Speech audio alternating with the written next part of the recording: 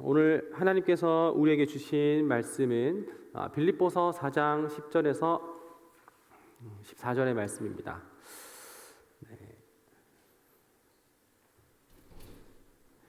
빌립보서 4장 10절에서 14절입니다.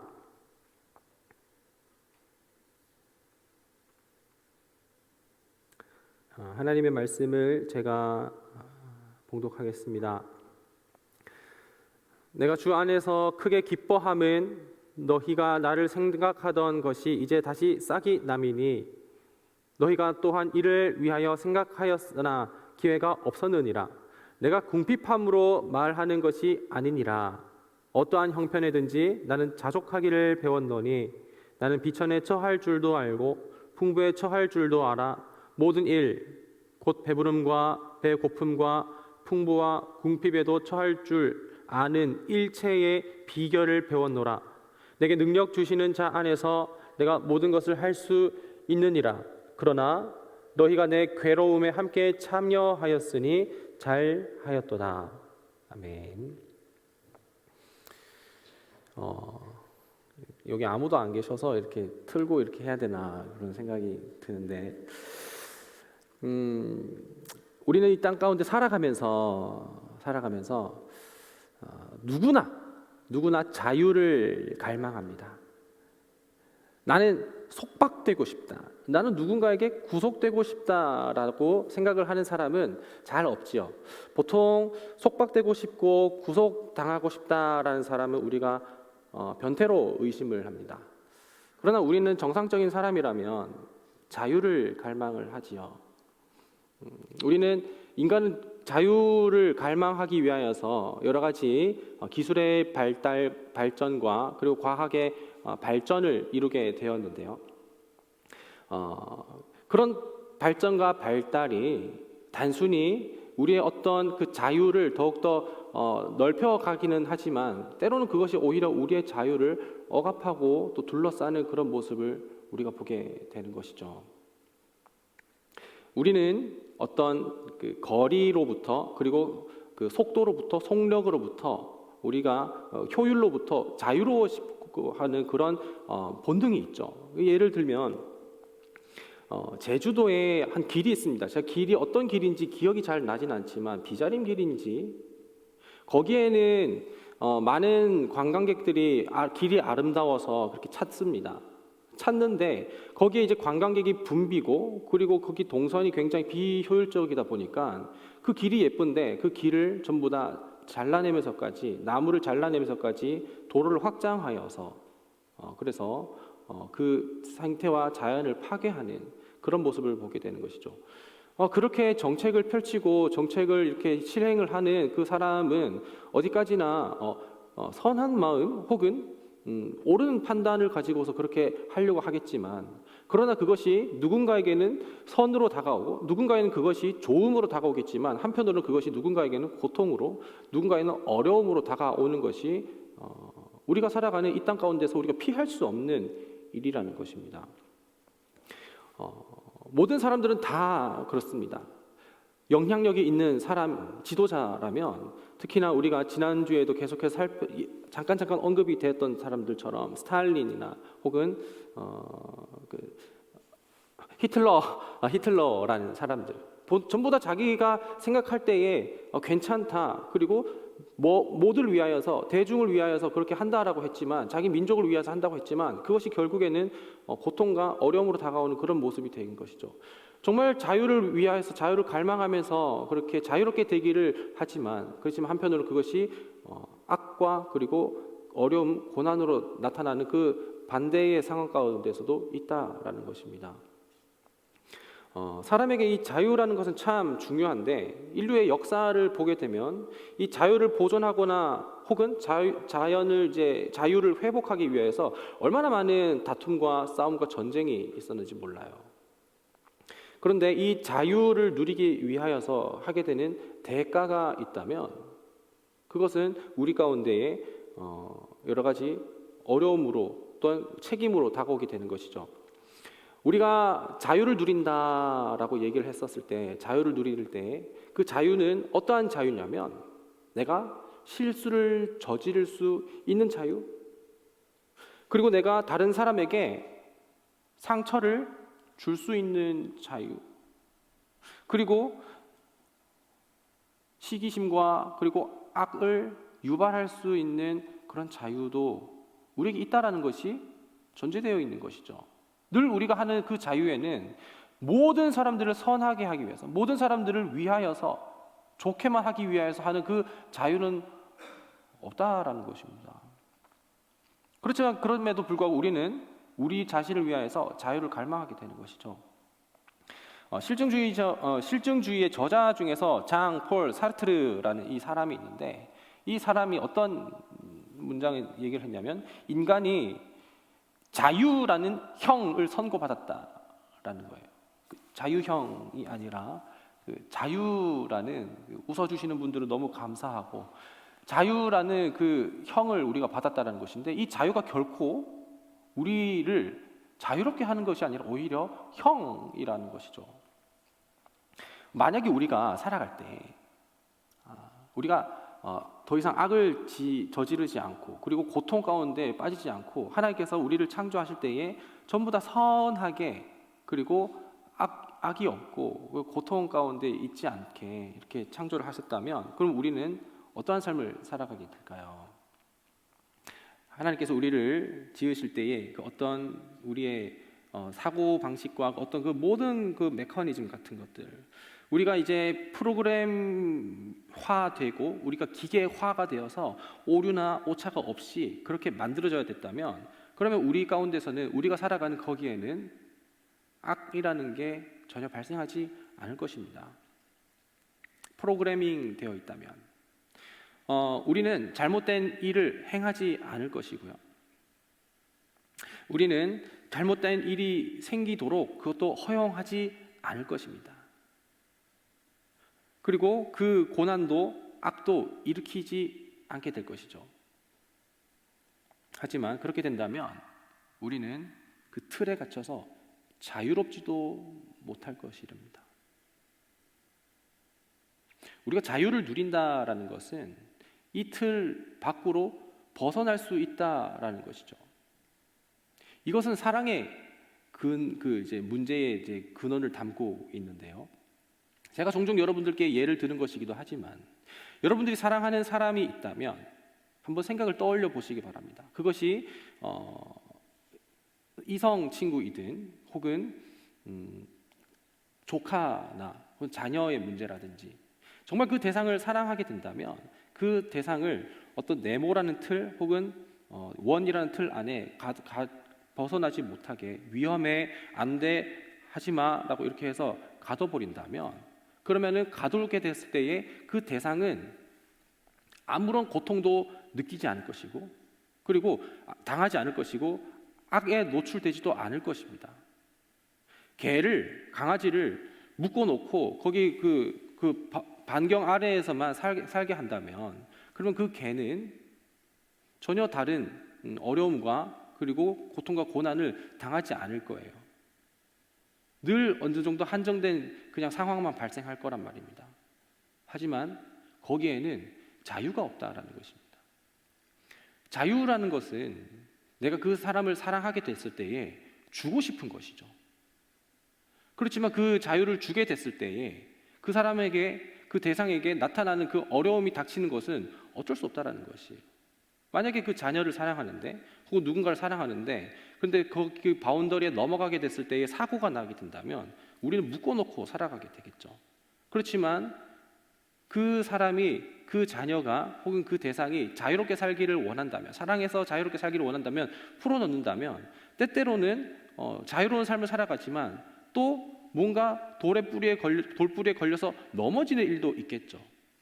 하지만 그 넘어지는 일들, 그러한 고통과 그런 고난이 있다 하더라도 그 고통과 고난을 당하지 않는 게 중요한 게 아니라, 그럼에도 불구하고 거기에서 딛고 일어날 수 있는 그것이 중요한 것이죠.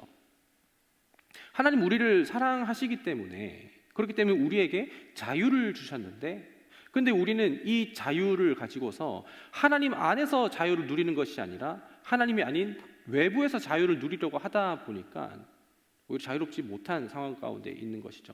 자유에 대해서 옛날에 한번 얘기했었을 때 그 자유는 우리가 부모님으로부터 독립을 한다든지 혹은 어느 단체와 기관으로부터 나가게 됐을 때에 그때 우리는 진정한 자유를 잠깐은 누릴 수 있지만 그렇지만 그 자유가 이제는 오히려 나한테 칼로 다가와서 그래서 나도 나조차도 어떻게 하지 못하는 그런 상황 가운데 처하는 우리의 모습을 보게 되죠. 알레스터 맥그레스 이 이제 계속해서 우린 고통의 문제에 대해서 제가 이제 언급하고 있는 신학자인데요. 이 사람이 이제 자유에 대해서 두 가지의 이야기를 나눴습니다. 하나는 무엇이냐면 제한된 자유인데요. 이 제한된 자유는 오직 선을 행하게만 하는 그런 자유입니다. 혹은 보다 충분한 의미에서의 자유. 그러니까 실수를 범할 수도 있고 악을 행할 수도 있는 그런 염려스러운 가능성까지도 오픈되어 있는 조금 더 열려 있는 충분한 의미에서의 자유. 이 둘 중에 자유는 하나밖에 없다라는 것이죠. 우리가 고난으로 마음이 상하게 되는 이유는 여러 가지가 있죠. 지난주에 살펴봤었던 하나님의 실존의 문제, 혹은 하나님의 정말 의심스러운 문제, 하나님 정말 선하시냐, 포악한 분 아니냐, 그런 문제도 있지만 우리가 고난과 고통 가운데 우리의 마음이 상하게 되는 그 이유 중에 또 하나가 있다면 그것은 우리가 고난을 통제할 수 있을 만한 힘이 우리 가운데 없다라는 것입니다. 거기서 오는 좌절감 때문에 그래요. 자, 예를 들어서 인간이 처음에 이제 우리가 역사를 보게 된다면 역사를 보게 됐을 때에 인간이 기술의 발전과 과학의 그 어떤 발견 발달을 이제 이루지 않게 됐을 때엔 그때는 우리 구약 성경을 예로 들어 봅시다.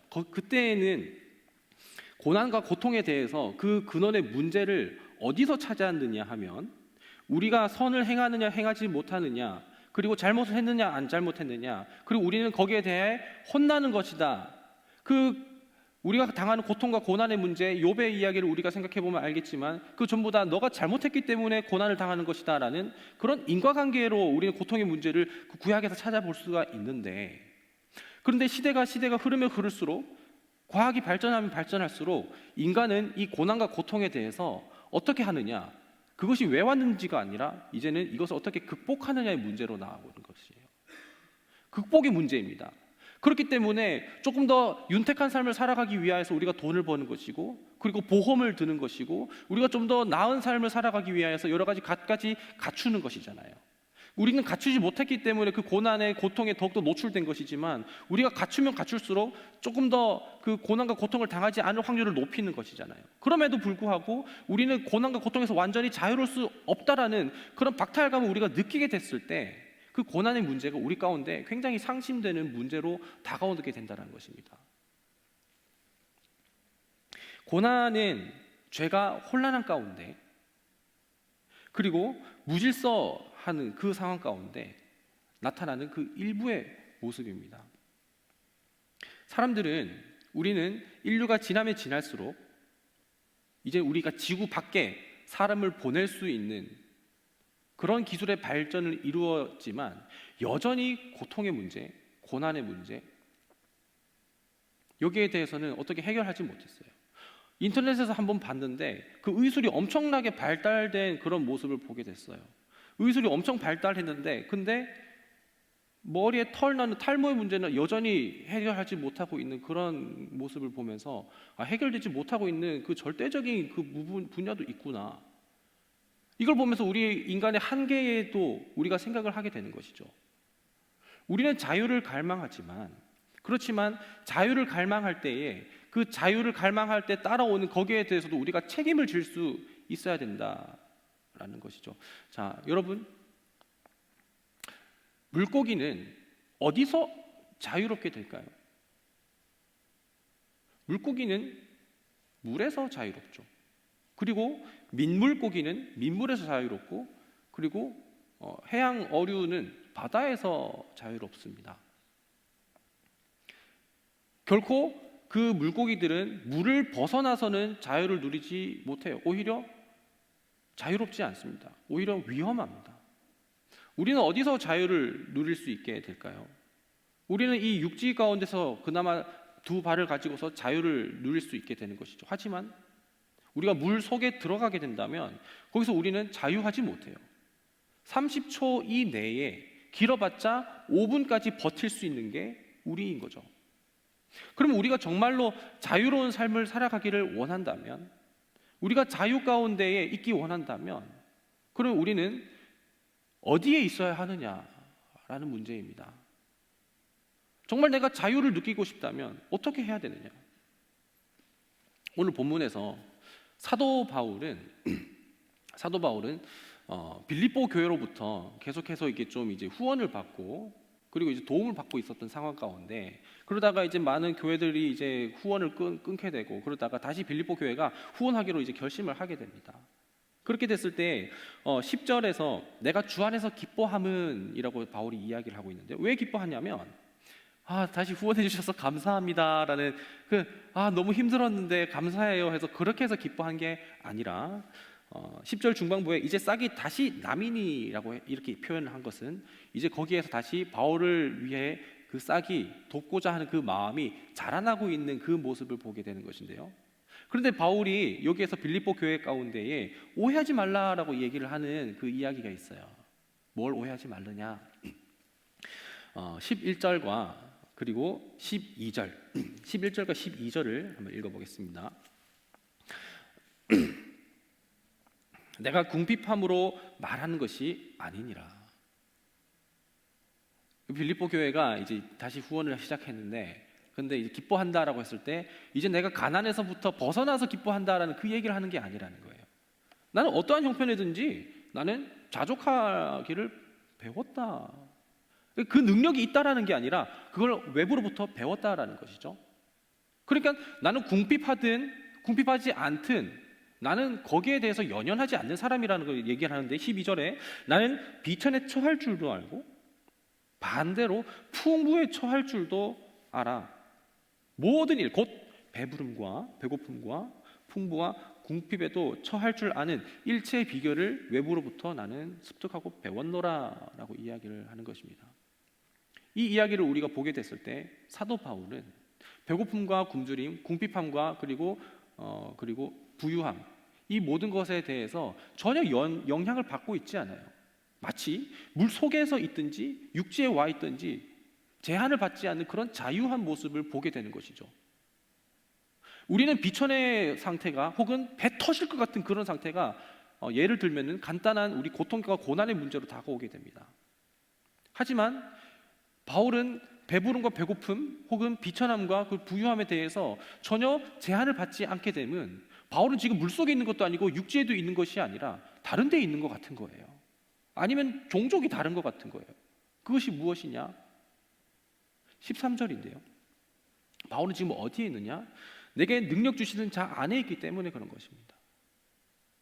내게 능력 주시는 자 안에 있기 때문에 바울은 비천에도 처할 줄도 알고, 그리고 풍부에 처할 줄도 알고, 배고픔에서도 나는 상관없고 배 불러도 괜찮다라는 것입니다. 우리는 고통과 고난의 문제가 비천과 풍부 그리고 배고픔과 배고픔과 배부름이 우리 가운데 고통의 문제, 고난의 문제로 다가올 때가 너무나도 많아요. 그렇지만 이것이 사도 바울에게는 그것이 그 어떠한 것도 고통의 문제와 고난의 문제로 다가오지 않게 되었으면, 바울이 지금 거하고 있는 그 영역이 그런 곳에 있지 않기 때문이라는 것입니다. 능력 주시는 자 안에 있기 때문에, 그렇기 때문에 나는 어떠한 상황 가운데서 모든 것을 다 거할 수 있다라는 것을 이야기를 하고 있습니다. 우리는 여전히 고통의 문제 그리고 고난의 문제 가운데 살아가고 있습니다. 계속해서 넘어지고 일어나지만 또 넘어지고 한계에 부딪히고 그리고 박탈감도 느끼게 되고, 나는 정말 여기까지밖에 되지 않는가라는 것을 우리가 느끼게 됐을 때 우리는 지금 어디에 있는지를 한번 생각해 보시기 바랍니다. 나는 물고기로서 물에만 있는가, 혹은 나는 이제 육지동물로서 땅 위에만 있는가? 그러면 나는 물에 들어가면 안 됩니다. 그렇지만 사도 바울은 어떠한 상황 가운데서 청할 수 있는 그 일체의 비결을 배웠는데, 그것은 바로 주 안에서 있기 때문에 사도 바울은 배부름에서도 자유합니다. 배고픔에서도 자유합니다. 돈 없음에도 자유하고 돈 많음에도 전혀 연연하지 않아요.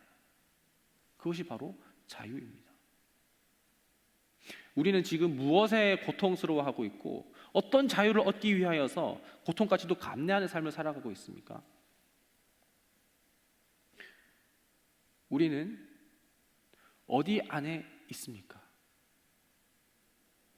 우리는 종교로부터, 기독교로부터, 예수 그리스도로부터, 율법으로부터 바깥으로 벗어나서 거기서 살아가는 것이 자유가 아니라 오히려 내게 능력 주시는 자 안에 있을 때 그 어떤 숫자의 문제들, 돈의 문제, 몸무게 문제, 그리고 내 키의 문제, 그리고 내 재산의 문제, 그리고 내 그 등수의 문제, 이런 숫자의 문제들, 혹은 내가 갖고 있는 소유의 문제들, 혹은 내가 할 수 있는 어떤 그 생각의 문제들은 이거부터 우리는 자유할 수 있게 된 것입니다.